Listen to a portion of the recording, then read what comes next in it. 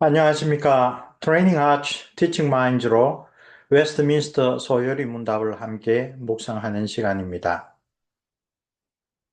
오늘 우리가 묵상할 것을 지난주에 소개했던 것처럼 구속에 참여하게 하시는 성령의 사역 29문답부터 시작하여 30문답, 성령께서 우리 안에 믿음을 일으키시고 그리스도와 연합하여서 그리스도의 십자가 구속을 우리에게 적용하신다. 그리고 그 적용하시는 방식으로 효과적인 부르심을 이야기를 하고 32문답, 그 효과적인 부르심을 받은 사람들이 이 세상에서 어떤 유익을 얻느냐 해서 첫 번째로 칭의, 양자됨, 성화, 그 따르는 또 다른 유익들 그렇게 소개를 해드렸습니다. 32문답에 소개된 이 유익들 가운데 오늘은 그 첫 번째로 칭의에 관하여 33문답에서 살펴봅니다. 자, 효과적인 부르심에 따르는 첫 번째 유익인 칭의, justification. 칭의는 거룩한 하나님과의 교제를 허락해 주신 것을 의미합니다. 웨스트민스터 소요리문답 34문답은 칭의를 다음과 같이 정의합니다. 크게 5가지이죠. 첫째, 이것은 하나님의 은혜의 행위이다. 은혜의 행위다라고 할 때는 값없이 주시는 하나님의 뜻에 따라 어떤 대가를 바라지 않고 주시는 행위라는 뜻이 있습니다.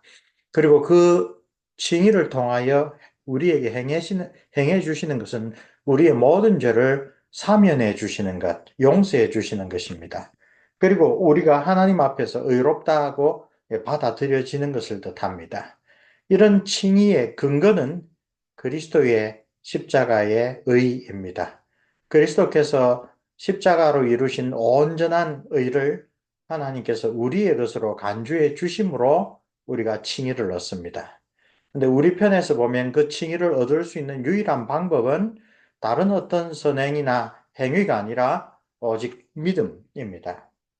월요일의 묵상은 사도 바울의 유명한 로마서의 첫 번째 단락을 요약하는 내용입니다. 모든 사람이 죄를 범하였음에 하나님의 영광에 이르지 못한다라는 23절의 결론을 이끌어내기 위하여 사도 바울은 1장, 2장, 3장에서 아주 범주별로 상대적으로 착하게 사는 이방인, 아주 악하게 사는 이방인, 율법을 가지고 있노라 자랑하는 유대인 할 것 없이 모든 사람이 하나님의 의를 십계명을 통하여 율법을 통하여 행위를 통하여는 이룰 수 없다라는 것을 철저하게 논정합니다.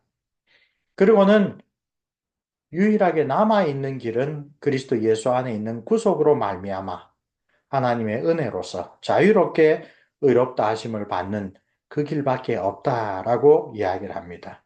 그래서 이 첫날의 묵상은 자유롭게 그리고 하나님의 은혜로서라고 하는 이 표현은 인간편에서의 어떤 선행이나 공로나 노력으로 의를 획득한 것이 아니다라는 것을 가르치는 표현입니다. 그것은 불가능한 일이라고 로마서 1, 2, 3장에서 철저하게 논증한 것입니다. 또한 죄의 삭은 사망이다라는 하나님의 공의를 만족하기 위하여 우리의 칭의를 위해서는 화목제물이신 그리스도 예수의 대속이 반드시 필요하다. 그래서 곧 3장 25, 26절에는 우리를 의롭게 하시는 하나님의 은혜로운 행위의 근거가 되는 것은 그리스도 예수의 화목제물이다라는 것을 잘 밝혀줍니다. 어, 화요일과 수요일의 묵상은 이 칭의의 2가지 측면을 하나씩 소개합니다. 첫째는 우리의 죄를 사면해 주시는 것입니다. 두 번째 측면은 우리를 의롭다고 여겨 주시는 것입니다. 이 우리의 죄를 사면하는 첫 번째 측면은 우리의 죄책을 그리스도께서 대신 치러 주심으로써 우리 자신이 우리가 지은 죄의 대가인 죽음, 죄의 삭신 죽음을 치르지 않아도 된다는 것입니다. 믿음으로 그리스도와 연합된 그리스도인에 대하여 하나님은 더 이상 그의 죄의 책임을 우리에게 묻지 않으십니다. 우리가 하나님 앞에 섰을 때 여전히 우리 자신으로는 하나님 앞에 진노와 저주를 피할 수 없는 죄인이지만 그러나 그 하나님의 법정에서 우리 죄를 이미 대속해 주신 그리스도의 십자가를 보시고 우리를 처벌하지 않으시고 우리를 벌받을 죄인으로 간주하지 않으신다는 것입니다. 두 번째 측면은 거룩하고 공의로우신 하나님과의 생명의 교제를 나누려면 단순히 죄책을 벗어난 것으로는 부족하고 우리가 하나님 보시기에 의로운 자가 되어야 합니다. 그런데 강조하기 위하여 다른 글씨로 썼습니다. 이런 측면에서도 칭의는 우리 스스로가 하나님의 기준에 합한 거룩한 자가 됨으로써 주어지는 것이 아닙니다. 이렇게 생각한 사람은 바리새인과 율법주의자들입니다. 교회 시대에 들어와선 펠라기우스주의자입니다. 이런 생각은 주님의 사도들이 아주 분명하게 배격한 그릇된 생각입니다. 하나님께서 우리를 의로운 자로 여겨주시는 것은 역시 그리스도 예수 안에서 자유롭게, 즉 값없이 은혜로 주시는 선물입니다. 그것은 그리스도의 온전한 순종으로 이루어진 의를 믿음으로 그분과 연합된 그리스도인의 것으로 하나님께서 인정해 주시는 것입니다.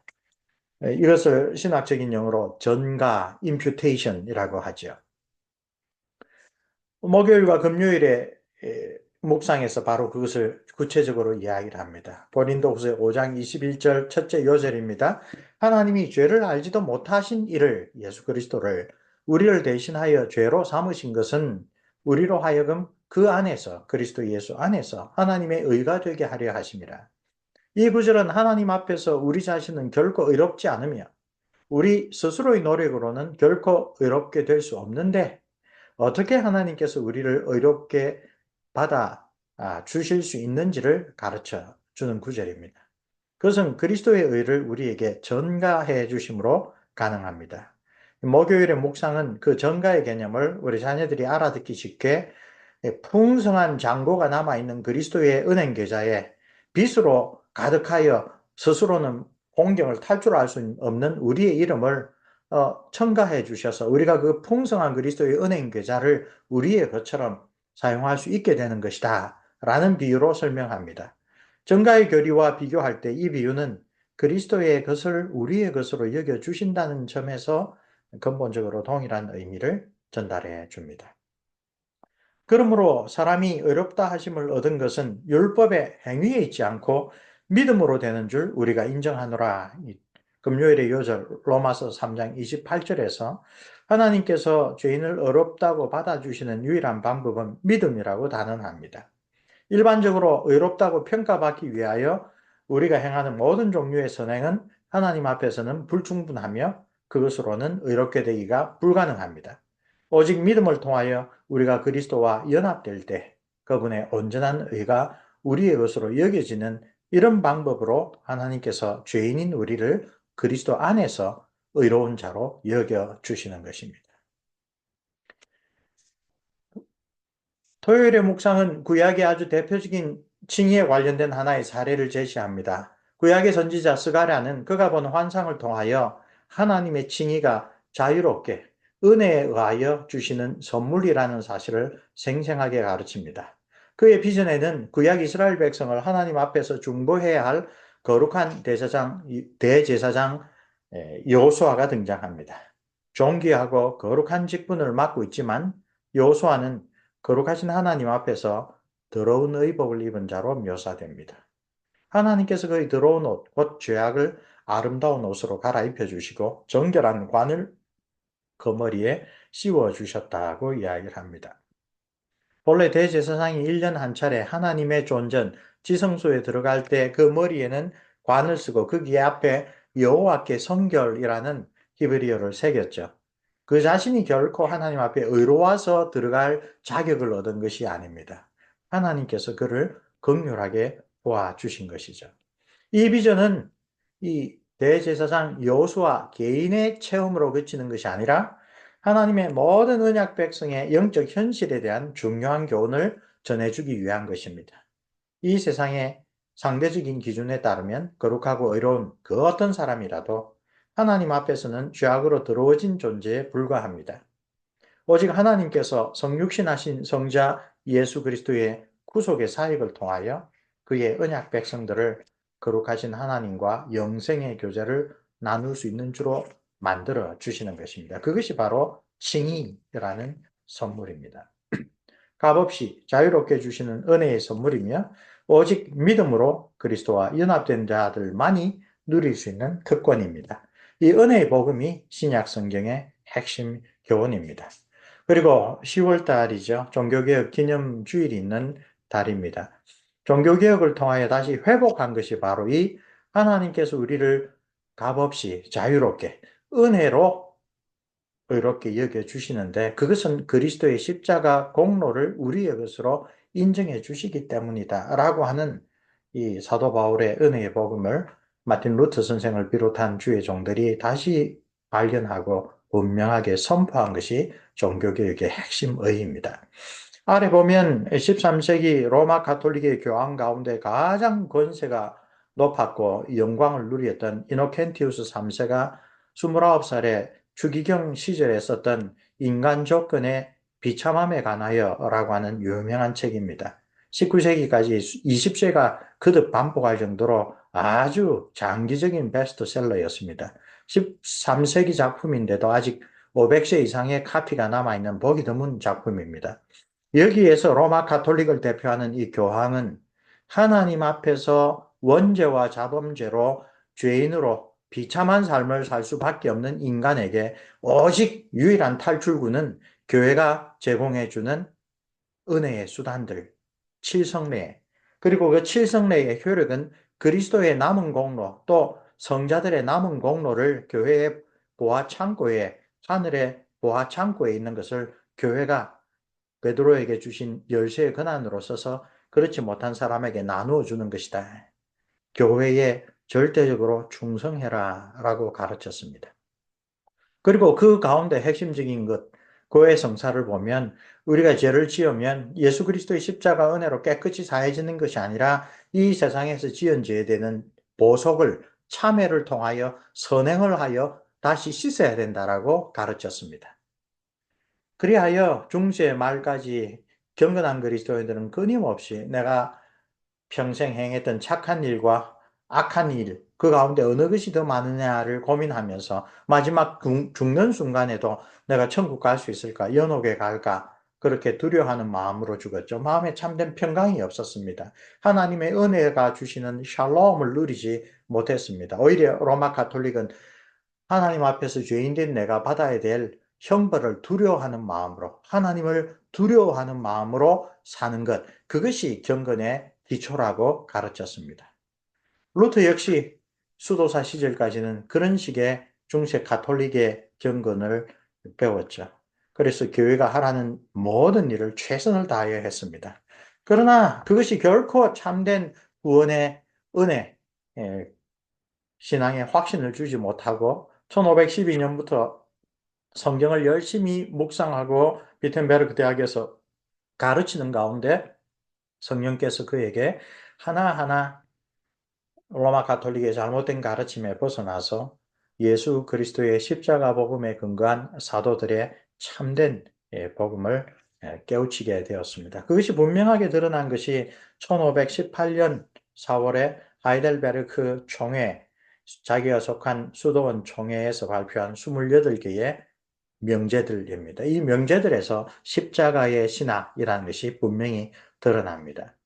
그 책에서도 설명했지만 하이델베르그 태제는 두 기둥 사이에 걸쳐 있는 거대한 아치와 같은 구조를 가지고 있습니다. 첫째 기둥은 하나님의 율법에 관한 것입니다. 즉 율법을 통하여 우리가 하나님 앞에 의로워질 수 있는가를 전반부에서 다룹니다. 선행을 통하여, 우리의 굳센 의지를 통하여. 그리고 두 번째 기둥에 가서는 그 결론으로서 우리가 하나님 앞에 의로워질 수 있는 것은 하나님의 사랑밖에 없다라고 하는 것을 밝히는 구조입니다. 위에 이 대분수령을 이루는 이 종석, 키스톤에 해당하는 부분에 가면 인간이 자기의 스스로 노력과 헌신으로 구원을 하나님 앞에 의를 얻을 수 있다라고 주장하는 사람들을 영광의 신학자라고 합니다. 다른 말로 루트의 의도로는 가짜 신학자들입니다. 반대로 우리 자신이 아니라 오직 예수 그리스도의 십자가 공로에 의지하여 하나님께서 우리를 받아주실 것을 겸손하고도 그러나 간절하고 분명하게 확신하는 자가 십자가의 신학자라고 합니다.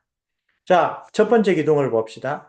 삶의 가장 유익한 교훈인 하나님의 율법은 사람들이 의를 향하여 나아가게 할 수 없고 오히려 방해한다.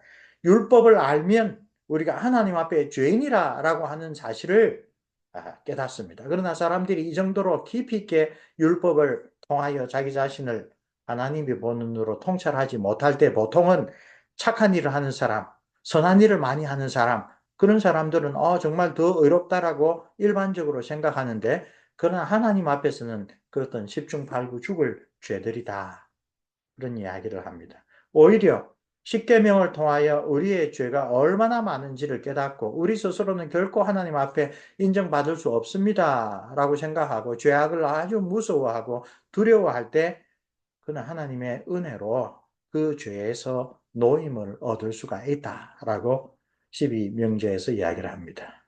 자, 두 번째 기둥에 갈 때까지 루터의 논의는 하나님의 율법이라는 첫째 기둥에서 뻗어나온 거대한 아치를 지나 하나님의 사랑이라는 둘째 아치에 이르는데 이제까지 루터는 하나님의 의에 도달하기 위하여 십자가 이외의 다른 모든 통로와 가능성을 검토하고 다 배격하였습니다. 옛사람은 죽을 병에 걸렸고 스스로 자신을 고칠 수 있는 치료책은 없습니다. 죄인은 죽음 외에는 다른 결과를 얻을 수 없습니다. 그러나 하이델베르그 명제의 결론 부분인 이 마지막 네 명제에서 성경이 제시하는 유일하고 확실한 칭의의 길을 소개하는데 그것은 믿음의 의이고 그것은 하나님께서 우리 안에 불러일으키신 의입니다. 우리가 만들어서 우리 것으로 삼은 것이 아니라 하나님이 우리에게 주시는 의다. 특별히 25명제에서 이신칭의를 극단적으로 표현합니다. 많은 일을 행하는 자가 의로운 것이 아니라 행위가 없이도 그리스도를 많이 믿는 자가 의롭다. 바리새인과 서기관들이 우리가 어떻게 하여야 하나님의 일을 할 수 있습니까? 라 물었을 때 예수님이 대답하신 것이 바로 이것입니다. 하나님이 보내신 일을 믿는 것이 하나님의 일이라. 그래서 두 번째 기둥에 이르릅니다. 하나님의 사랑은 그 사랑의 만족스러운 대상을 찾는 것이 우선이 아니라 오히려 그것을 창조한다. 반대로 인간의 사랑은 그 사랑의 만족스러운 대상에 대한 이끌림을 통하여 생겨난다. 로마서 5장 8절 9절에서 하나님께서 우리에 대한 하나님 자신의 사랑을 어떻게 증명했습니까? 우리가 아직 죄인이었을 때, 우리가 하나님과 원수였을 때, 하나님의 사랑을 받을 그 어떤 조건도, 그 어떤 자격도 없는 자에게 예수님을 통하여 그들의 죄를 대속하시고, 예수님을 믿는 믿음을 통하여 하나님과 교제할 수 있는 의를 주신다. 하나님은 자격 없는 자를 놀라운 사랑으로 먼저 손을 내밀어 주셔서 사랑받을 자격 있는 자로 만드시고 사랑하신다. 이게 하나님의 아가페 사랑이다. 인간의 사랑은 전부 다 사랑하는 대상에게 어떤 내가 사랑할 만한 가치가 그 대상에 있기 때문에 사랑하는 사랑입니다. 에로스의 사랑입니다. 이것은 하나님의 사랑으로는 도무지, 하나님 사랑과는 도무지 비교할 수 없는 사랑입니다.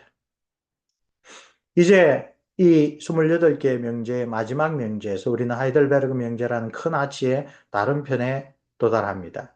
영광의 신학이 말하는 것과는 달리 하나님은 사람들이 자신을 향상시켜서 스스로 하나님께 받아들여질 만하게 만들 때까지 기다리시는 분이 아닙니다.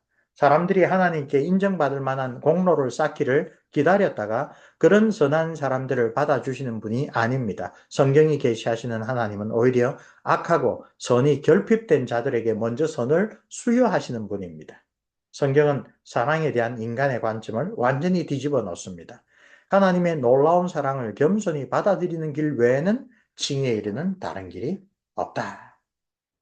그래서 루트가 이렇게 이야기를 합니다. 주야로 묵상하는 가운데 나는 하나님의 은혜로 다음과 같은 사실을 이해하기 시작하였습니다. 하나님의 의란 의인들이 하나님의 선물에 의하여 곧 믿음에 의하여 살 수 있는 그런 의라는 것을. 여기서 나는 내가 완전히 새로 태어났으며 열린 문들을 통하여 낙원에 들어갔다고 느꼈습니다. 솔라 그라티아, 오직 하나님의 은혜로서, 솔라 피데, 오직 믿음으로서 죄인인 우리가 거룩하신 하나님 앞에 설 수 있는 자격을 얻게 된다는 이 사도적 복음 교리의 재발견이 루트의 경건을 완전히 새롭게 바꾸어 놓았을 뿐만 아니라 종교개혁의 핵심적인 의의가 되었습니다. 루트가 재발견한 성경의 복음은 두려움에 사로잡혀 노예처럼 하나님을 섬기며 죽을 때까지 나의 선행이 내가 저지른 악행보다 많을까 걱정하는 중세 로마 가톨릭 교회의 그릇된 영성의 굴레에서 신음하던 많은 경건한 자들의 양심을 크게 위로해 주었습니다. 그 복음은 하나님과 사람 사이에 유일하고 참된 중보자이신 예수 그리스도를 바라보게 만들어 주었습니다. 그 예수 그리스도의 십자가 공로가 나와 모든 죄인들의 온갖 죄악을 충분히 씻어주신다는 확신을 심어 주었습니다. 그리하여 두려움에 기초한 중세적 경건이 선량한 그리스도인에게는 결코 줄 수 없었던 복음의 귀한 축복, 은혜와 평강을 성도들에게 회복시켜 준 것. 이게 종교개혁의 큰 공로입니다. 탑의 경험이라고 하는 게 종교개혁의 돌파를 뜻하죠. 루트는 성육신의 근본적인 의미, 오직 은혜의 복음을 다시 강조합니다. 그 자신의 힘으로는 죄와 사망의 길에서 결코 벗어날 수 없는 가련한 인생을 하늘에서 애가 타는 마음, 즉 긍휼로서 바라보시던 하늘아버지께서 그 독생자를 우리와 같은 인간으로 보내셔서 하나님의 모든 공의를 만족하게 하시고 하나님과 인간이 맺은 근본적인 언약을 온전히 이루심으로 영생을 얻게 하시고 그 얻으신 생명을 같은 혈육으로 연합하신 그리스도인들에게 거저 주신 하나님의 은혜를 깨달은 것이 바로 종교개혁의 돌파구였던 것입니다. 루터 선생에게 솔라 피데, 오직 믿음으로서의 원동력은 바로 오직 하나님의 은혜로서 솔라 그라티아라는 복음의 진리였습니다. 자신의 노력과 의지로 구원을 이루는 것이 불가능하다는 사실을 깨달은 루터 선생에게 오직 은혜의 복음은 엄청난 위로가 되었습니다. 그는 구원이 만일 나 자신에게 달려있다면 그것은 엄청 겁나는 일이라 라고 곧잘 고백하였습니다. 왜냐하면 하나님의 은혜 밖에 있을 때 인간은 얼마나 죄에 취약하며 본능적으로 죄에 이끌리는지 그는 잘 알고 있었기 때문입니다.